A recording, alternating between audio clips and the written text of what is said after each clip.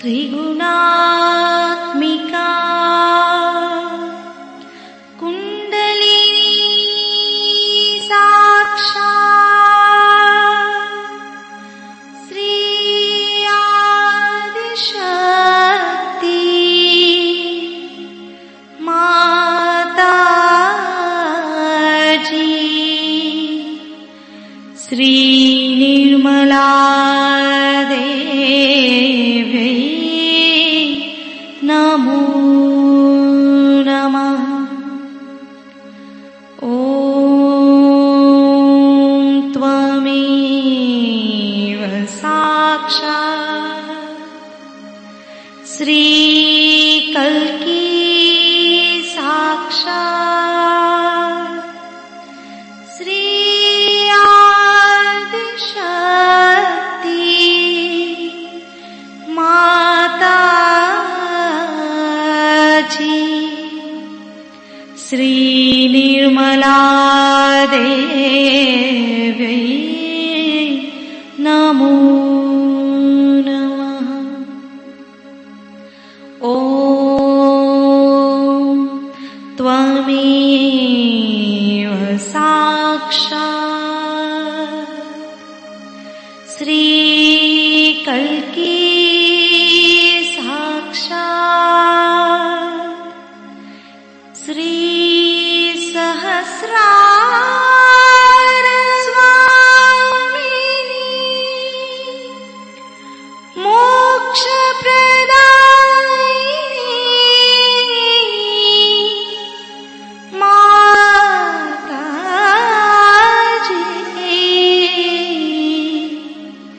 श्री निर्मला देवी नमो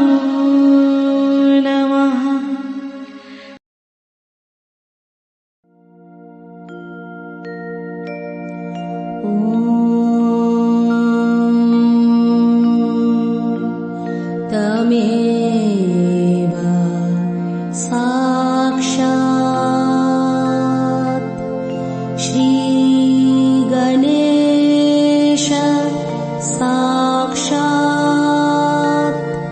श्री आदिशक्ति माताजी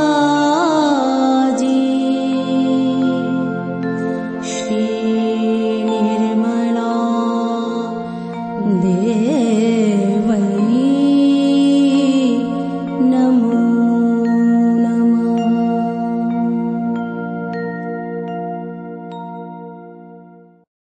जय श्री माता जी। दोनों हाथ माँ के सामने हृदय में श्री माता जी को नमन करेंगे।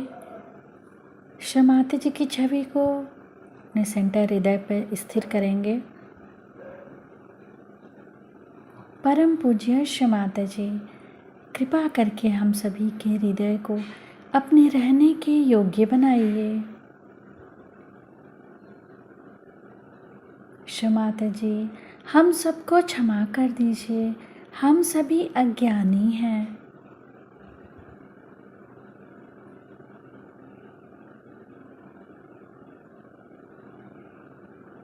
श्री माता जी, हमारे इस हृदय को और पावन कीजिए ताकि आप यहाँ आ सकें।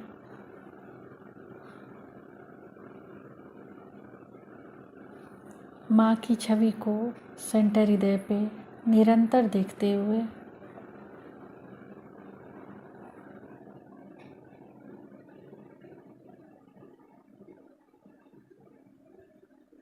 धीरे धीरे अपने संपूर्ण चित्त को दोनों हाथों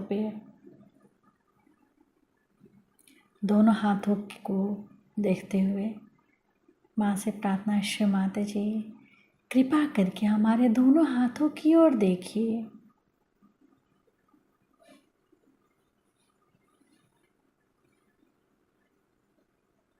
धीरे धीरे अपने संपूर्ण चित्त को सेंटर मूलाधार को अपने चित्त को वहाँ स्थिर करेंगे।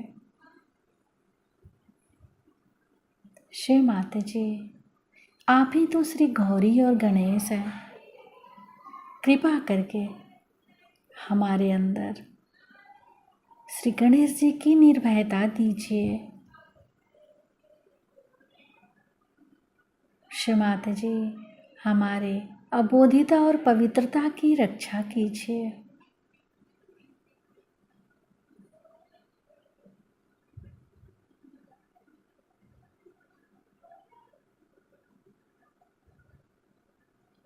धीरे धीरे अपने संपूर्ण चित्त को सेंटर स्वादिष्ठान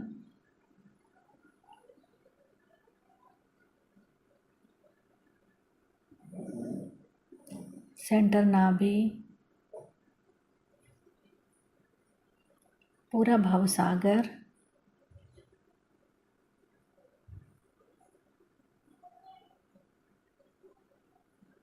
सेंटर हृदय,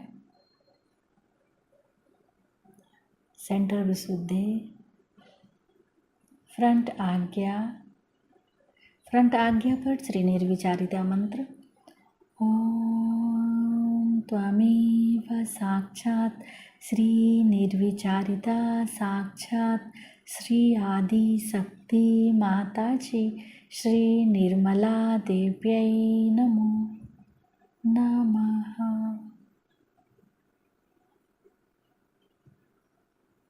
बैक आज्ञा,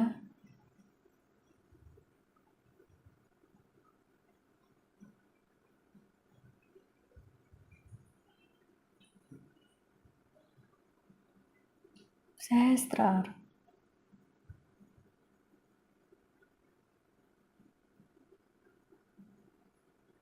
सहस्त्रार पर एक चित रहेगा, एक चित सेंटर मूलाधार, दोनों जगह एक साथ। सहस्त्रार से सेंटर मूलाधार,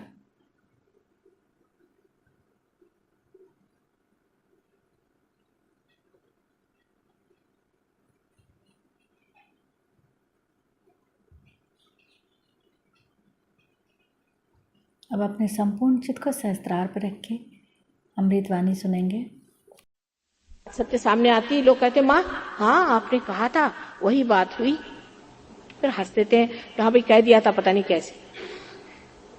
एक प्रगाढ़ दृष्टि उसमें आ जाती है मनुष्य की। जैसे जैसे मनुष्य इसमें प्रगति करता है तो वो इतना जानकार, इतना समझदार हो जाता है कि उसका वर्णन ही नहीं किया जा सकता। लक्ष्मी तत्व में वो जागरूक हो जाता है। अभी एक साहब थे, उनकी फैक्ट्री बंद थी बंबई में, बहुत परेशान कि हमारी फैक्ट्री बंद है और सब लोग यहाँ पर स्ट्राइक कर रहे हैं और ऐसा वैसा है। मैंने कहा अच्छा एक गणपति ले आओ। महाराष्ट्र की बात है, महाराष्ट्र में गणपति रख दीजिए तो मिनिस्टर लोग भी उसके सामने झुक जाएंगे, जो किसी के सामने नहीं झुकते। तो गणपति ले आए। गणपति को हमने कहा अच्छा हम इसको जरा सा वरदान दे देते हैं, इसको जागरूक कर देते हैं, अब ले जाके अपने फैक्ट्री में लगा दो। 8 दिन में फैक्ट्री शुरू हो गई और अभी पेपर में आया कि उस फैक्ट्री ने बहुत कुछ कमाना शुरू कर दिया। अभी आप कहिएगा कि गणपति ने क्या काम किया? भाई गणपति ही तो सारे काम करते हैं। ये तो असत्य है कि हम कुछ काम करते हैं। सत्य तो यह है कि गणपति ही सारे काम करते हैं। जैसे कि हम एरोप्लेन से जा रहे हैं और कोई विलेजर से बताया गया कि आप सामान कम ले जाओ, तो अपने सर पे वो सामान रख के बैठे थे। मैंने कहा सामान क्यों सर पे रखा? भाई कल हम ये जो एरोप्लेन है ना, इसका बोझा थोड़ा हल्का कर रहे हैं। इसी तरह से हम लोग भी सोचते हैं कि हम बड़ा बोझा हल्का कर रहे हैं और हम ये जो कर्म कर रहे हैं, इस कर्म से हम सारे दुनिया का हम भला कर रहे हैं। भला करने वाला तो बैठा है ऊपर में और वो जानता है कैसे भला करना है। इसीलिए विवेक चूड़ामणि जैसी बड़ी विद्वत्तापूर्ण किताब लिखने के बाद श्री शंकराचार्य ने लिखा, उसका नाम है सौंदर्य लहरी, कि अब माँ के शरण जाओ और सौंदर्य लहरी को प्राप्त हो जाओ। कि उनका ये सब झगड़े और इसमें ये वाद विवाद करने से कोई फायदा नहीं है और आपको चाहिए कि आप सिर्फ परमात्मा के शरण जा करके और इस चैतन्य लहरी को पाइए। इसी प्रकार जब मैं छोटी थी, कबीर को बहुत पढ़ती थी। कबीर दास ने लिखा, पढ़ी पढ़ी पंडित मूर्ख भये। मैं कहती थी पढ़ के पंडित कैसे मूर्ख हो जाए? अब ऐसे बहुत देखती हूँ जो अति पढ़ गए वो अति मूर्ख नजर आते हैं। वजह यह है कि किताबें सारी खोपड़ी में घुस गई और उनकी आत्मा कहीं है ही नहीं। जब तक आप आत्मबोध को प्राप्त नहीं होंगे, किताबों का भी अर्थ नहीं लगेगा, गीता का अर्थ नहीं लगेगा, आपको रामायण का अर्थ नहीं लगेगा, बाइबल का अर्थ नहीं लगेगा, कुरान का अर्थ नहीं लगेगा। इसीलिए हर जगह कहा है कि आत्मबोध को प्राप्त है। ज़ेन ने कहा है कि जब तक तुम आत्मबोध को प्राप्त नहीं होगे, तुम इसे समझ नहीं पाओगे। लाओ त्से ने कहा है, सोक्रेटिस ने कहा है, कन्फ्यूशस ने कहा है, इब्राहिम ने कहा है, मोजेस ने कहा है, जिसने धर्म की स्थापना की, सब ने एक बात कही कि आप आत्मबोध को प्राप्त होइए।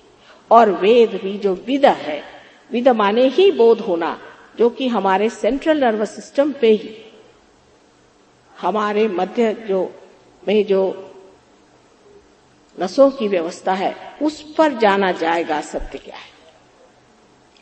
अभी तक हमारी उत्क्रांति में हमने जिसे सत्य जाना, सो सत्य इसलिए अधूरा है क्योंकि उसकी गहनता हमने पाई नहीं। जैसे कि एक जानवर है, उससे कहिए कि आप एक गंदे नाले से निकल जाइए, वो निकल जाएगा, लेकिन मनुष्य नहीं जा सकता क्योंकि एक उच्च स्तर पे उसको गंदगी सफाई का उतना सब समझता है। लेकिन तो भी पाप की गंदगी वो नहीं समझता, बुराई की गंदगी वो नहीं समझता। किसी से कहा जाए भाई तुम ये काम मत करो तो नाराज हो जाते हैं, लेकिन पार होने के बाद अपने आप ही सब कुछ छूट जाता है। अभी प्रदेश में सहयोग बहुत ज्यादा यशस्वी होने का कारण एक ही है कि वहां पर हमने सबसे ये कहा कि आप पार होकर के देखिए, आपकी आदतें छूट जाएगी। और उन लोगों को ड्रग, शराब आदि की बड़ी गंदी आदतें हैं।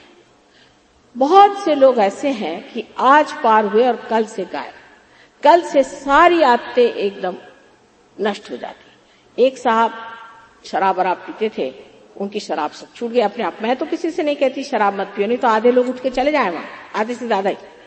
और अगर कहीं ड्रग न लीजिए तो सारे के सारे ही चले जाए। लेकिन वो महाशय कहने लगे कि मुझे शराब की थोड़ी बहुत आदत थी और जर्मनी में एक शराब बहुत अच्छी मिलती है, तो जब वहां पहुंचा तो मैंने सोचा देखूं तो सही क्या होता है। तो कह ले जो मैंने पिया तो ऐसा लगा कि कोई जैसा सड़ा हुआ बुच मुंह में जा रहा है, और ऐसी उल्टी होना शुरू हुई कि अंत में मेरे अंदर से खून आना शुरू हो गया। मैंने कहा भगवान बचा रखे, अब मैं कभी शराब नहीं पीऊं। मैं किसी से नहीं कहती हूँ आप शराब मत पीजिए, मैं ये भी नहीं कहती कि सिगरेट मत पियो, मैं कहती हूँ जो करना है करो, एक बार यहाँ आ जाओ हमारे गली में, बस फिर जाते वक्त देखिएगा सब चीज छूट जाएगी आपकी। और यही बात होने से वहां के लोग आश्चर्यचकित है कि ये माँ क्या चमत्कार कर देती है कि सब चीज झाड़ झूड़ करके हम निकल आए स्वतंत्र होके, कोई भी तरह की गुलामी हमें करने के लिए। और ये चीज सिर्फ आत्मा ही कर सकता है, क्योंकि आत्मा अछूता है, बिल्कुल अछूता है। जब कुंडलिनी का जागरण हमारे जब नाभि चक्र में आता है तो वो ये सारी आदतें जो नाभि चक्र को खराब करती हैं उसे ठीक कर देते। वही घूमती रहेगी कुंडली, वही घूमती रहेगी। जब तक आप नहीं छोड़ेंगे तब तक वो आपको परेशान करती रहेगी और वो उठेगी ही नहीं जब तक आप छोड़ेंगे नहीं। लेकिन आप पहले ही दिन अगर आपकी कुंडली जागृत होकर ब्रह्मरंध्र छेद ले तो फिर मतलब ही नहीं रहा, फिर आपका छूट ही जाना है, बुरी आदतें सब छूट जानी है, अपने आप सब हो जाना है। उसके लिए कुछ कहने की जरूरत क्या है? कोई कहने की जरूरत नहीं। अपने आप आपकी माँ जो कुंडलिनी है वही आपको आशीर्वाद करेगी, वही आपको ठीक कर देगी, वही आपका रास्ता सुगम कर देगी। ये सारी व्यवस्था आपके अंदर में है। अब एक स्वाधिष्ठान चक्र है जो कि नाभि चक्र से निकला है। जैसे कि विष्णु जी का स्थान, नारायण का स्थान हमारे नाभि पर है, उसी तरह से स्वाधिष्ठान चक्र जो हमारे नाभि चक्र से निकला हुआ है उसके ऊपर श्री ब्रह्मदेव और सरस्वती का स्थान है। बहुत से लोग जो सहयोग में आते हैं जिन्होंने कभी कविताएं नहीं लिखी, हमारे छोटे भाई साहब वो उर्दू वगैरह कभी जानते नहीं थे। हमारे फादर बहुत उर्दूदार थे, मैं भी उर्दू थोड़ा बहुत जानती हूँ, बड़े भाई साहब जानते हैं, पर हमारे छोटे भाई साहब तो बिल्कुल उर्दू के बारे में कुछ जानते नहीं थे। और अब ऐसी वो कविता लिखने लगे हैं। पहले तो मैं गजलें सुनती नहीं थी क्योंकि सब रोनी सूरत, मैंने कहा मुझे रोने गाने नहीं सुने। लेकिन अब जो वो मिलन के गीत गाने लग गए हैं, मुझे आश्चर्य होता है कि ऐसे उर्दू के शब्द वो पाए कहां से। वो कहते हैं तुम ही हमको देते हो। हमने कहा कुछ कुछ तो शब्द हमको मालूम भी नहीं। इतनी उसमें कर्तृत्व शक्ति, उसमें क्रिया शक्ति इतनी बढ़ जाती है मनुष्य की कि आश्चर्यचकित होता है। गाने वालों के एकदम से आवाज खुल जाती है। अमजद अली खान साहब को मुझे याद है, एक दिन ऐसी प्रोग्राम हो रहा था, उन्होंने हम बुलाया था, माँ जरूर आना। उन्होंने हमको देखा भी नहीं था। फर्स्ट टाइम हम पहुंचे तो वो कुछ बजा रहे थे, लेकिन सब लोग कह रहे थे कि हम बोर हो रहे हैं भाई, बोर हो रहे हैं। उसका जैसे हम पहुंचे उन्होंने मारवा शुरू किया। वो कहते मैंने ऐसा कभी मारवा बजाया ही नहीं, हमारे पति को मारवा राग पसंद नहीं था, उनका मैंने ऐसा सुंदर मारवा सुना ही नहीं। और उस दिन से आज वो चरम सीमा पे पहुंच गए। ऐसे अनेक लोगों को सहयोग से बहुत फायदा। आपकी जो संगीत आदि कलाकृतियां हैं उसमें इतना अंतर आ जाता है कि आप आश्चर्यचकित हो जाते हैं। एक बहुत विद्वान स्त्री है जो कि बहुत अच्छी कलाकृति करती है, बंबई में रहती है, बहुत ऊंचे घर की है और बहुत मशहूर है। लेकिन जब मैं उनके घर गई तो मैंने उनसे कहा कि अभी आपके चित्रों में गहराई नहीं है, गहराई आनी चाहिए। जब वो पार हो गई, अब उनके चित्र ही बदल गए, उनका ढंग ही बदल गया। वो स्वयं सोचती है कि ये चित्र कहाँ से बने। अब आप कहेंगे कि माँ ऐसे तो बहुत अच्छे अच्छे चित्र बनाने वाले हो गए, जैसे मोनालिसा का चित्र आप जानते हैं जिन्होंने बनाया लियोनार्डो दा विंची, ये रियलाइज सोल थे। माइकल एंजेलो रियलाइज सोल थे। विलियम ब्लेक रियलाइज सोल थे। शेक्सपियर अवधूत थे, अवधूत, जो कि दिखाते हैं कि ये सारा संसार बेकार है, फ्यूटिलिटी। आप अगर उनकी पूरी कोई सी भी किताब पढ़िए, कोई सी भी चीज जाने, तो वो दिखाते हैं कि ये जो हम दुनियाई काम करते हैं ये सब फ्यूटाइल है, सब इसकी कोई माने नहीं रहती। वो अवधूत थे। ऐसे अनेक लोग परदेश में भी हो गए। गर्टर एक थे बड़े भारी, आप उनको जरा पढ़िए तो आपको लगेगा ये कौन बोल रहा है। सहयोग के बाद आप जान सकते हैं कि कितने ही लोग इस तरह के बाहर में भी आत्म साक्षात्कारी थे। लेनिन भी आत्म साक्षात्कारी थे, लेकिन लेनिन के ऊपर इतना प्रेशर सब लोगों ने डाला कि वो फिर और चीजों में चले गए। और आपके जॉर्ज वॉशिंगटन, उनसे भी बढ़ के लिंकन जो थे, इब्राहिम लिंकन, वो बड़े भारी साक्षात्कारी पुरुष थे। लेकिन वो भी जो कुछ कर गए हैं वो ये लोग समझ नहीं पाए। वो तो गलत चीजों को ही बड़ा समझ के बैठे हुए हैं। आज भी आश्चर्य की बात है कि इतने बड़े अमेरिका में एक छोटा सा रास्ता इब्राहिम लिंकन के नाम पर बनाया, उनका महत्व नहीं। इस प्रकार हमारे देश में भी, आपके देश में, इस बांग्लादेश में तो कितने साक्षात्कारी लोग हो गए।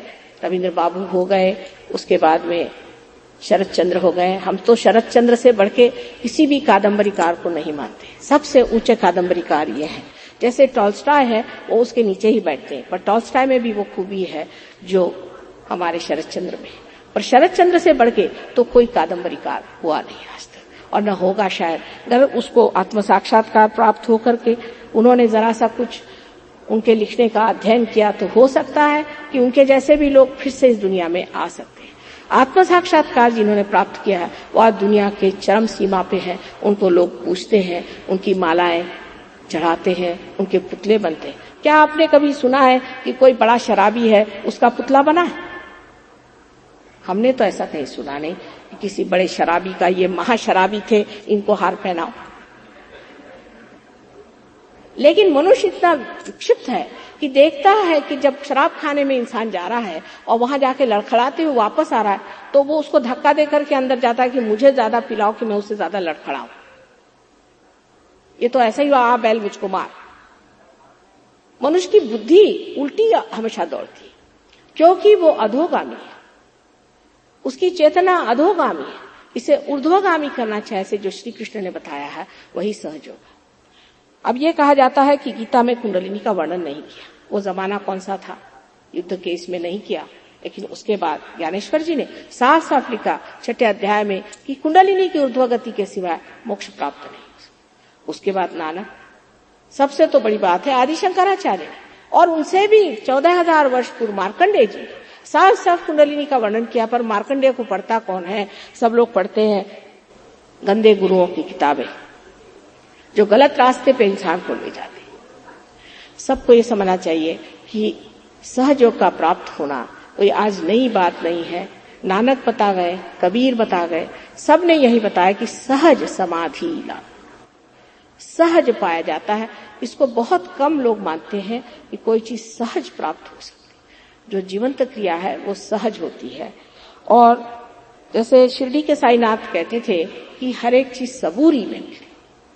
जैसे मैं देख रही थी, अब ये गाना गा रहे थे तो सब लोग ये चाह रहे थे कि माँ का लेक्चर हो जाए, माँ का लेक्चर हो जाए तो अच्छा।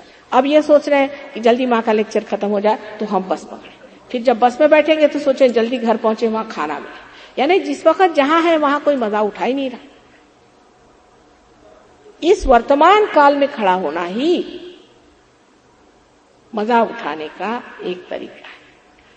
न तो भविष्य है और जो गत भूत था वो खत्म हो चुका, अब ये वर्तमान में खड़ा होना है। और उसी के लिए कुंडलिनी का जागरण होना जरूरी है, क्योंकि कुंडलिनी भूत और भविष्य के जो विचार हैं उनके बीच में जो जगह विलंब है वहां आकर स्थिर हो जाती।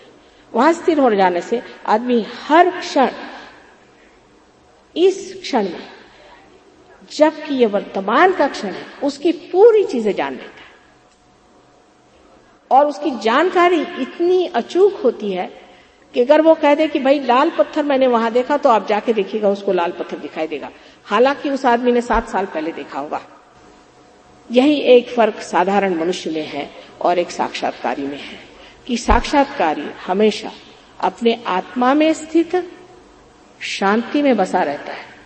उसको कोई चीज, कोई भी कोलाहल उसको विकृत नहीं कर सकता, अकुला नहीं सकता।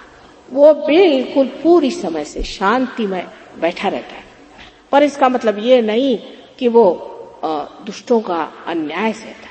अगर कोई दुष्ट खड़ा हो जाए तो उसके सामने जाकर के वही लड़ सकता है जो आत्म साक्षात्कार है, क्योंकि वो जानता है ये दुष्ट है और इसका जो कुछ भी अन्याय हो रहा है उसका प्रतिकार उसी को करना है। ऐसे वक्त जब जब बातें पड़ी तो ऐसी जो कार्य हुए उसका भी दुष्परिणाम लोगों ने ले लिया कि ऐसे, क्योंकि हमारे गुरुओं ने उस वक्त लड़ाई की थी तो अब भी हम लड़ाई करेंगे, अपने भाई बहनों को काटते फिरे। हर अच्छी चीज को बिगाड़ना कैसा चाहिए ये मनुष्य से सीखना चाहिए। हर बढ़िया चीज का विकृत रूप कैसा लाना चाहिए ये मनुष्य के मस्तिष्क में है। परमात्मा को ये बात समझ में नहीं आ सकती, उसके बस का नहीं है, क्योंकि वो तो हमेशा हितकारी ही बात सोचता है। वो गुस्सा भी होता है तो हित के लिए, और वो प्रेम भी करता है तो हित के लिए। लेकिन मनुष्य का सारा ही मामला ऐसा कुछ उन्होंने बना रखा है कि हर चीज उल्टी बैठा देते। लेकिन इसी वजह से सारी आज की उलझने हैं। आज के 2 चक्रों पर थोड़ा कुछ कहा मैंने, क्योंकि काफी बड़ा ये विषय है, उस पर इतने गहन तक तो कह नहीं पाऊंगी। और मेरे कम से कम अंग्रेजी में ही 3000 लेक्चर्स हैं और हिंदी भाषा में न जाने कितने हजार लेक्चर्स हो गए होंगे। आप लोग सहयोग में आए, कल सवेरे मैं भी आऊंगी, वहां सब लोग आए और वहां मैं आपसे चर्चा करूंगी इस पर, सहयोग के बारे में और चक्रों के बारे में। और कल और भी मैं कुछ बता सकूंगी तो बता दूंगी आप लोगों को। पर ये सब जान जून करके भी सूरदास जी ने सारा सुरसागर लिखने के बाद कहा कि सूरदास की सभी अविद्या दूर करो नंदलाल। ये सारी अविद्या जब तक उसका अनुभव नहीं आया, सब अनुभव शून्य है। अनुभव शून्य, ये माथा पच्ची में क्या रखा हुआ। अनुभव को प्राप्त होना चाहिए, और जैसे कल सबने अनुभव को प्राप्त किया, आज भी सब लोग प्राप्त करें। इतना ही नहीं, उसको गहन में उतारें। ऐसी मैं आपसे सबसे विनती करके, सबसे ज्यादा तो लायन क्लब के लिए मैं क्या कहूँ, वो मेरा धन्यवाद भी नहीं लेना चाहते। मैं बहुत अनुग्रहित हूँ कि उन्होंने ये समय दिया जिससे कि मैं कलकत्ता के लोगों से ये बातें बता सकी कि आपका धरोहर क्या है, आपका हेरिटेज क्या है, उसे आप जानिए, उसको आप पाइए। परमात्मा आप सबको आशीर्वादित करे। आज दशहरे के इस शुभ अवसर पर एक आज महान तिथि नजर आ रही। ऐसा कहा जाता है कि दशहरे का मुहूर्त हर चीज के लिए ठीक है, और आज आत्म साक्षात्कार के लिए तो अत्युत्तम है। आशा है इस शुभ अवसर पे आप लोग सब अपने आत्मा को प्राप्त हो। जैसे मैंने कहा कि थोड़ी नम्रता चाहिए।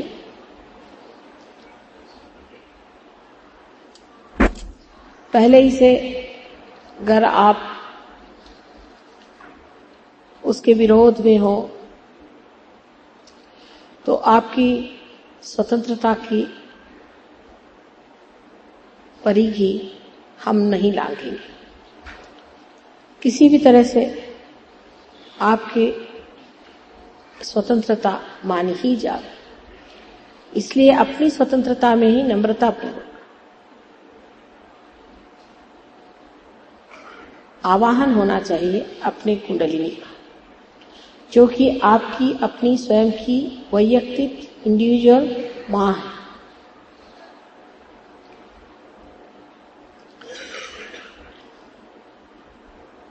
एक ही बात जो कल मैंने कही थी कि अपने को किसी भी चीज में दोषी नहीं ठहराना है, प्रसन्न चित्त होकर के बैठना है। परमात्मा के दरबार में जा रहे हैं, प्रसन्न चित्त होकर जाना चाहिए। कोई सीरियसनेस की बात नहीं है और उच्छृंखलता भी नहीं, लेकिन एक प्रसन्न बहने वाली धारा है जो आपको परमात्मा के दरबार में ले जाएगी, सच्चे दरबार में ले जाएगी। इसलिए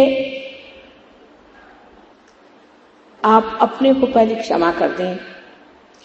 कहीं हमारे भाषण में ऐसी कोई बात हो गई हो जिससे आप उसे अपने ऊपर लाद कर उस पर दूषण दे रहे हैं, तो हमें भी माफ कर दीजिए और सबको माफ कर दीजिए। सबको माफ करके ही आप एकदम निस्संग हो जाएंगे।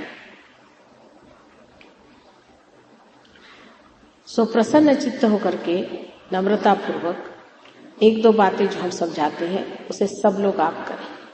नम्रता बहुत आसान, सरल, बहुत ही सहज बात, इसलिए कि कुंडलिनी का जागरण तो ऐसे ही हो जाएगा, लेकिन आपको मैं इसलिए बता रही हूं कि आप भी आगे जाकर अपनी कुंडलिनी बार बार चढ़ा सकेंगे और उसे स्थित कर पाएंगे। इसलिए मैं आपसे बता रही हूं कि किस तरह से इसका जागरण आप स्वयं कर सकते हैं। उसके लिए हमें अपने जूते उतार देने चाहिए, क्योंकि इस महान भूमि का जो वरदान है उसका आशीर्वाद लेने के लिए जरूरी है कि हम अपने जूते उतारकर उसका मान करें। सो हमारे अंदर की जो बाधा है उसे वो अपने अंदर खींच लें। एक हाथ जो कि लेफ्ट साइड है, जिसे हम कहते हैं, जिसमें शुद्ध इच्छा है, इसलिए लेफ्ट हैंड हमारी ओर रखें।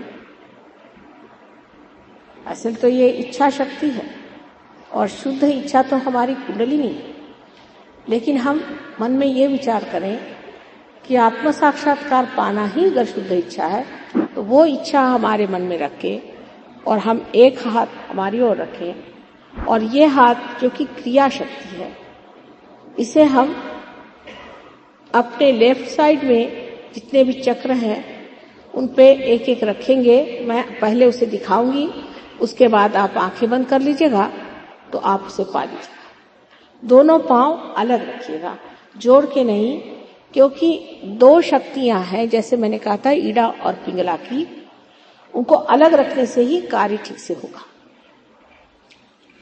अब ये हाथ हमारी ओर अगर आप करें सब लोग सीधे से, और राइट हैंड आप हृदय पे रखें। हृदय के अंदर आत्मा का वास है। लेफ्ट हैंड हमारी ओर करें और राइट हैंड हृदय पे रखें। सब लोग रखें। Left towards me and right on the heart. Left towards me and right on the heart. यहां आत्मा का वास है। ये बड़ी भारी चीज है। यहां आत्मा का वास है, और जब हृदय का कोई भी प्रॉब्लम होएगा तो किस तरह से ठीक करना चाहिए मैं बाद में आपको बताऊं। अब दूसरी मर्तबा आप पेट के ऊपरी हिस्से में लेफ्ट हैंड साइड पे फिर से इस हाथ को रखना चाहिए। ये गुरु का चक्र है।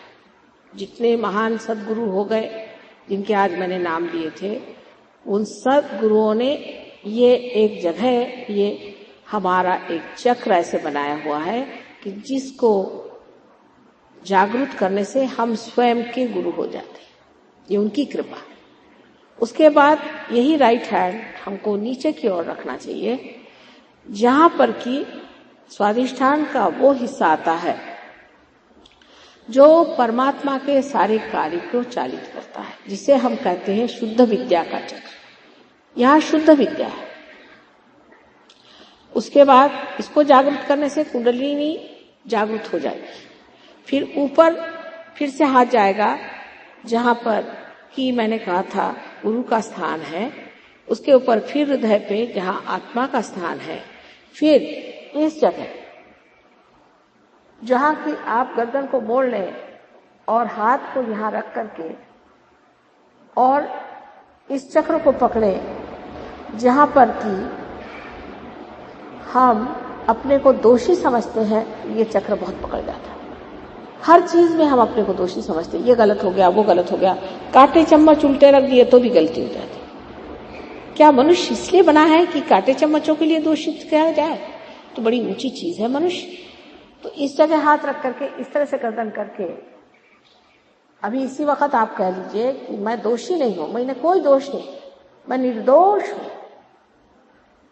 क्योंकि परमात्मा ये प्रेम के सागर हैं, दया के सागर हैं और सबसे अधिक एक क्षमा के सागर है।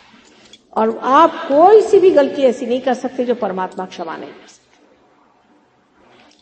उसके बाद इस हाथ को सर पे रख ले, माथे पर इस तरह से। यहां पर आज्ञा का चक्र है और इसको दोनों तरफ से ऐसे दबाएं। और यहां पर आपको मैं बताऊंगी क्या करना है।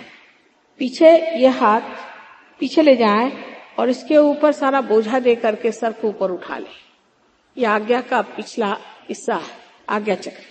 उसके बाद हाथ को पूरी तरह से तनाव दे करके और माथे के ऊपर बराबर बीचों बीच सहस्त्रार पे रखें, जिसे कि यहाँ पर हम ब्रह्मरंध्र कहते हैं, जहां हमारी तालू है, उस तालू पे इसको स्थित करके और दबा के और धीरे धीरे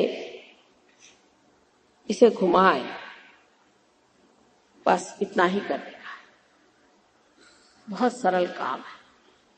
अब एक बात याद रखिए कि बहुत बार जब लोग यहां हाथ रखते हैं तो इधर से जाते हैं, नहीं सामने से इस तरह से पकड़ना है और सर ऐसे करना है। वो सब मैं बता दूंगी धीरे धीरे। अच्छा, अब आप आंख बंद करें। सब लोग आंख बंद करें, कृपया आंख न खोलें। चश्मा भी आप उतार सकते हैं, कृपया आंख न खोलें, क्योंकि आंख खोलने की क्रिया से आपका चित्त बाहर जाता है। इसलिए आंख न खोले, इससे दृष्टि भी ठीक होती है, दृष्टि विजन ठीक हो जाता है। इसलिए आप आंख न खोलें और जब तक मैं न कहूं आंख न खोलिएगा। बस इतना ही करने का है। और अब आप अपनी कुंडलिनी किस तरह से जागृत करिएगा ये आप स्वयं देख सकते हैं। अच्छा, अब हमारे और आप ऐसे ही लेफ्ट हैंड को रखें। मैं राइट और लेफ्ट अंग्रेजी में कहूंगी क्योंकि उसमें मैंने देखा है कि हर भाषा में अलग अलग चीज है। अब अपना राइट हैंड आप हृदय पे रख के आंख बंद करें। हृदय में आत्मा का स्थान है। एक बहुत मूलभूत प्रश्न आपको पूछना है, फंडामेंटल क्वेश्चन। आप चाहे मुझे श्री माता जी कहें, चाहे माँ कहें, माँ क्या मैं आत्मा हूं? ये सवाल आप 3 बार मुझसे पूछिए अपने हृदय में, जोर से नहीं। माँ क्या मैं आत्मा हूं? 3 बार प्रश्न।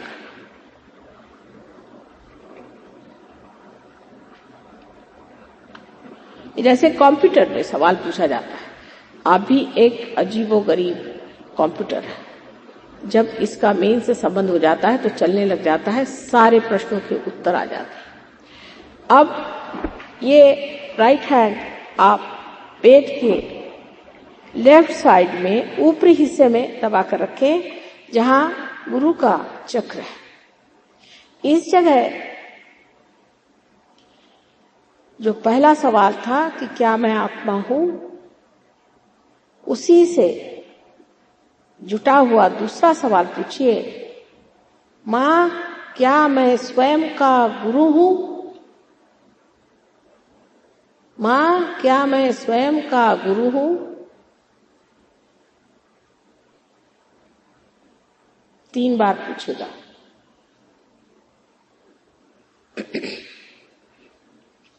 अब राइट हैंड को आप पेट के निचले हिस्से में रखें, लेफ्ट हैंड साइड पर दबाकर। ये मैंने आपसे कहा था कि शुद्ध विद्या का स्थान है, किंतु आपकी स्वतंत्रता हमारे सर आंखों पर। मैं नहीं चाहूंगी कि किसी तरह से उसमें कोई दखल हो, इसलिए आपको अपनी स्वतंत्रता में कहना होगा कि मां मुझे शुद्ध विद्या दीजिए। आपके मांगने से ही दे सकती हूं। मां मुझे शुद्ध विद्या दीजिए। ये 6 बार कहिए। पेट के निचले हिस्से में लेफ्ट हैंड साइड में अपना हाथ रखिए। मां मुझे शुद्ध विद्या दीजिए। ये कहने से ही कुंडलिनी जागृत हो सकती है। इसे 6 बार कहिए, क्योंकि इसमें 6 कलियां हैं। अब आपकी कुंडलिनी का चलन वलन शुरू हो गया। अपना राइट हैंड पेट के ऊपरी हिस्से में लेफ्ट हैंड साइड में आप रखें दबाकर।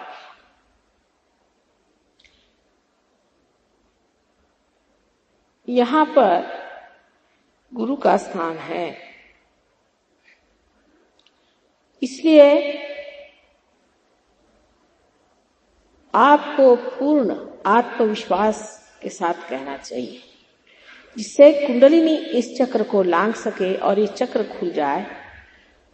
आप पूर्ण विश्वास से कहिए, मां मैं स्वयं का गुरु हूं। पूर्ण विश्वास से कहिए, मां मैं ही स्वयं का गुरु हूं। पूर्ण विश्वास से, अपने ऊपर पूर्ण विश्वास रखे गए। ये 10 बार कहना होगा, क्योंकि मैंने आपसे कहा था कि ये 10 धर्म हमारे अंदर है, जो हमारे गुरुओं ने, सदगुरुओं ने हमारे अंदर स्थित किए हैं। पर पूर्ण विश्वास से कहिए तो ये चक्र खुलने से कुंडलिनी की ऊर्ध्व गति बनती रहेगी। अब 10 बार कहने के बाद, मां मैं ही स्वयं का गुरु हूं। आप अपना राइट हैंड हार्ट पे रखिए। पूरी समय वहीं रखे रहना चाहिए, छोड़ना नहीं चाहिए। हार्ट पे रखिए, हृदय पे रखिए। यहां पर आपकी आत्मा है। यहां पर भी आपको फिर से पूर्ण विश्वास के साथ कहना चाहिए। ये मंत्र है। अगर किसी को हार्ट अटैक आ रहा हो तो ये मंत्र कहने से उसका हार्ट अटैक चल जाएगा, वो नहीं कार्यान्वित हो सकता, वो खत्म हो जाएगा। यहां पर आप हाथ रखिए और जो सबसे महान सत्य उसे कहिए कि मां मैं आत्मा हूं। मां मैं आत्मा हूं, इसे 12 मर्तबा कहना होगा। मां मैं आत्मा हूं। ये महान सत्य है कि आप आत्मा हैं। शरीर, बुद्धि, मन, अहंकार आदि आप कुछ भी नहीं, आप आत्मा हैं। इसे 12 मर्तबा कहिए। अभी पहले भी मैंने आपसे कहा था कि परमात्मा क्षमा के सागर है और बहुत शक्तिशाली क्षमा है उनकी। आपकी कोई सी भी गलती ऐसी नहीं जिसे परमात्मा नष्ट न कर दे और पूरी तरह से आपको मुक्त न कर दे। उन पे पूर्ण विश्वास होना चाहिए। अब अपना राइट हैंड उठा करके आप कंधा और गर्दन के बीच में रखें और गर्दन को राइट साइड में मोड़ दें। ये चक्र 16 पंखड़ियों से बना हुआ है। गर्दन को राइट साइड में पूरी तरह से करके और पूर्ण विश्वास से फिर कहें कि मां मैं बिल्कुल दोषी नहीं हूं, मैं निर्दोष हूं। मैंने कोई ऐसी गलती नहीं की जो परमात्मा क्षमा नहीं कर सकते। मैं बिल्कुल निर्दोष हूं, क्योंकि आत्मा स्वयं निर्दोष है। क्योंकि आप आत्मा है, आप निर्दोष हैं। इस अभिव्यक्ति को आपको ग्रहण करना चाहिए, इस एक्सप्रेशन को आपको मान लेना चाहिए कि आप निर्दोष हैं। गर्दन को राइट साइड में घुमा के और जोर से पकड़ के 16 मरतबा कहिए। सबसे ज्यादा तो यही चक्र पकड़ रहा है। तो इसका मतलब यह है कि अभी भी लोग सोचते हैं कि हम बहुत दोषी हैं। तो अच्छा सही, अगर आप दोषी हैं तो उसकी सजा यह है कि आप 108 मरतबा कहिए कि माँ मैं दोषी हूं। मैंने पहले ही कहा कि आप प्रसन्न चित्त हो जाइए। इतने सीरियस होने की कौन सी बात है। अब इसे रखिए यहाँ पर राइट हैंड। अब अपना राइट हैंड माथे पर रखिए और लेफ्ट हैंड हमारी ओर, और दोनों तरफ से उसे दबाकर, ये भाल प्रदेश, इस भाल प्रदेश पे दोनों तरफ से दबाकर आप पूर्ण हृदय से कहें, कितनी बार की मतलब नहीं, पूर्ण हृदय से कि माँ मैंने सबको क्षमा कर दिया। अब ये न कहें कि बड़ी मुश्किल बात है, क्षमा करें या न करें ये दोनों ही मिथ्या है। किंतु अगर आप क्षमा नहीं करते हैं तो बेकार लोगों के हाथ में आप खेलते हैं। इसलिए कह दीजिए माँ मैंने सबको क्षमा कर दी, सबको क्षमा। अब यही हाथ पीछे की ओर सर पे रख के और सर को पीछे ऐसे करें। अब देखिए कुंडलिनी चढ़ रही है, आज्ञा चक्र से ऊपर चढ़ रही है। अब इस जगह सर ऊपर करके अपने समाधान के लिए आप कहें, अपने ही समाधान के लिए आप कहें कि हे प्रभु, हे परमेश्वर, मुझसे अगर कोई गलती हो गई हो तो उसे क्षमा करें, लेकिन कोई भी दोष अपने पर न ले, अपने पाप और पुण्य मत जोड़े। सिर्फ ये कहें कि मुझे आप क्षमा कर दें। वो आप अपने समाधान के लिए कह रहे हैं। अब अपने हाथ को पूरी तरह से तान लीजिए और उसकी हथेली जो है उसके बीच का हिस्सा उसे बराबर अपने तालू भाग में रख के सर थोड़ा झुका ले और इसे जोर से दबा के धीरे धीरे आप 7 बार घुमाइए। इस वक्त में एक ही बात कहनी है कि फिर आपकी स्वतंत्रता हम मान्य करते हैं, इसलिए आपको कहना होगा कि माँ हमें आत्म साक्षात्कार दीजिए। इसकी किसी पर जबरदस्ती नहीं हो सकती, किसी पर भी जबरदस्ती नहीं हो सकती। इसलिए आप 7 मरतबा कहिए कि श्री माता जी हमें आप आत्म साक्षात्कार दीजिए।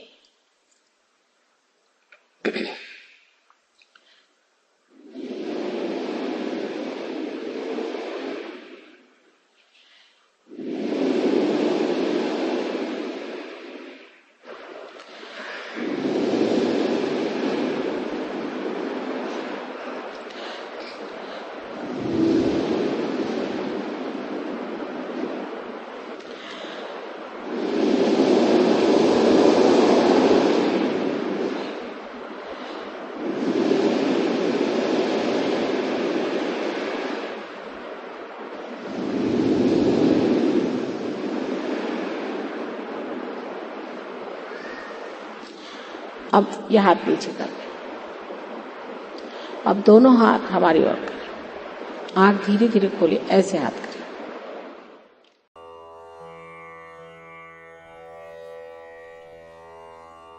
Raga Abhogi. Please put your attention on Navi Chakra, one of the most melodious classical raga, very soothing and melodious to listen. I told you already, please put your attention on Navi Chakra, it's related to our stomach. Now food is famous for the quiz, for the taste. Raga Abhogi is very much known for his melody. Raga Abhogi.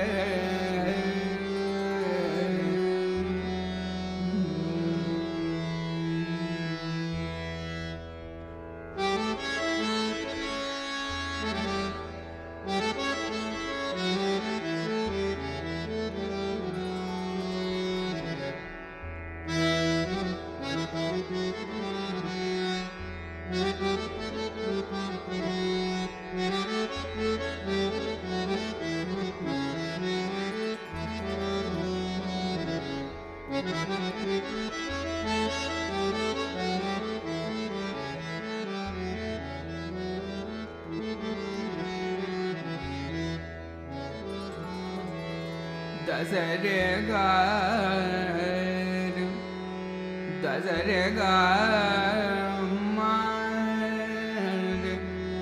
रे गा म सा रे गा म दसरे गा सा रे गा सा म रे गा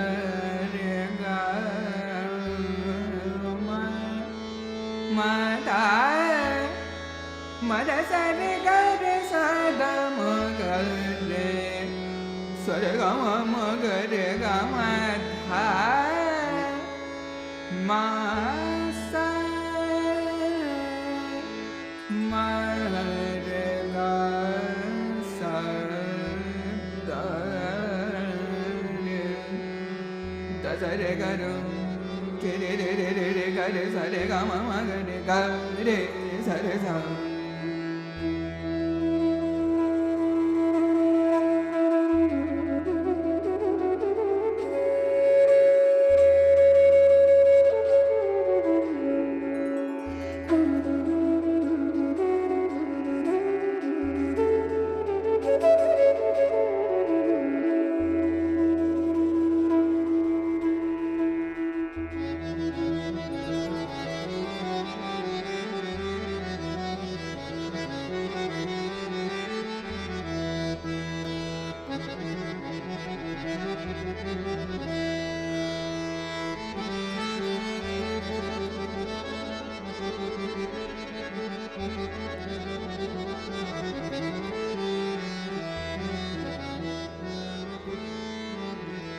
da sa re ga ma re ga ga ma da ga ma re ga sa re da sa re ga ma da re ma re ga ma da ma ga re re ga ma da ga re ga ma da sa da ma ga re ga re da sa re ga re ga ma ga re re ga ga re ma ga ma ga da ma da ma da ma da ma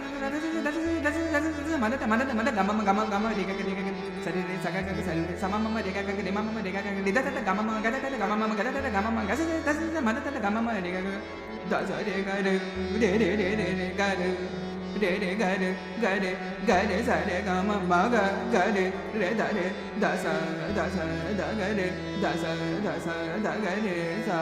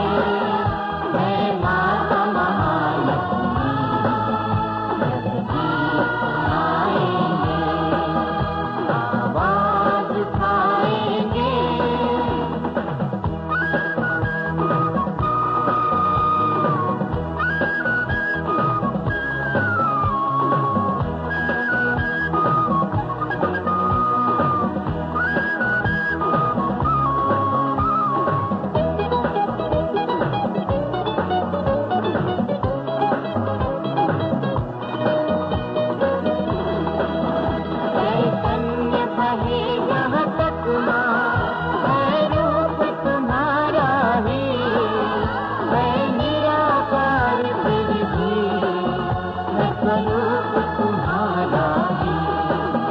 चैतन्य बहे यहाँ तक माँ है रूप तुम्हारा ही, है निराकार फिर भी है स्वरूप तुम्हारा ही।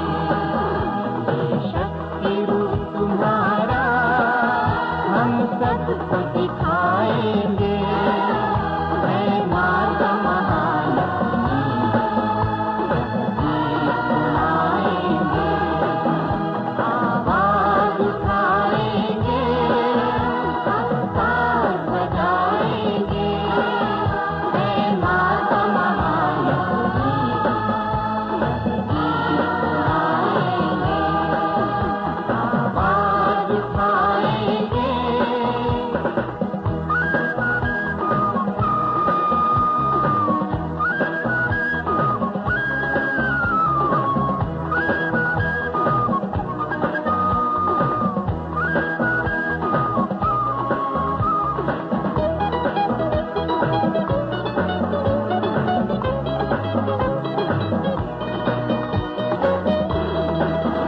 अनमोल खजाना बन गया दिल तेरी मोहब्बत से, परिवर्तित हर्षित बन गया ये तेरी उल्फत से। अनमोल खजाना